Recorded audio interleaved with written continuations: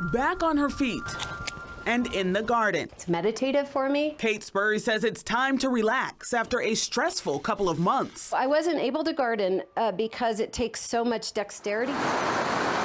Over the summer, Spurry injured her foot on a whitewater rafting trip. I had broken my foot and there was a bone sticking out. It was pretty obvious. I needed the nearest ER.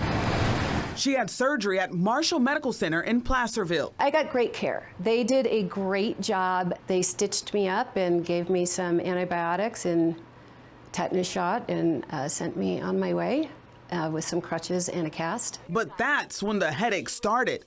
A medical explanation of benefits from her insurance company saying the cost of her tetanus shot was more than $2,100. I was flabbergasted. Her insurance said it would cover some of it, but she could still be responsible for more than $1,200. It was more than the actual procedure. Why would a shot that took about 10 seconds to administer be twice that of a procedure that took well over an hour? She says she wasn't even sure she needed the booster. I was asked when my last tetanus shot was, and I wasn't sure, but I think it was about 2016. And the way the conversation went was, well, let's give you a booster just to be safe.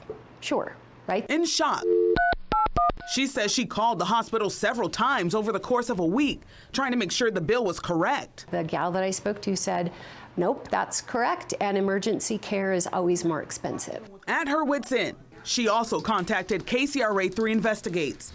We finally got a statement from the hospital CEO saying the hospital has thousands of different charge codes for medications and its algorithms can lead to errors, saying, quote, a $2,000 tetanus shot is not acceptable.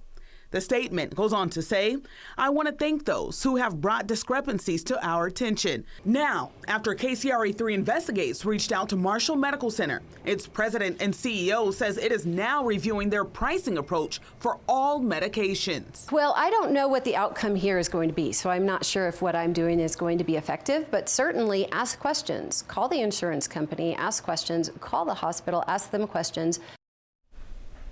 Late this afternoon, we did hear from Kate's insurance company, who tells us after receiving additional information, Kate's claim has been reprocessed and she no longer owes anything. So it really took you getting involved for them to really take a closer look at this and say this was a mistake. Now she doesn't have to pay.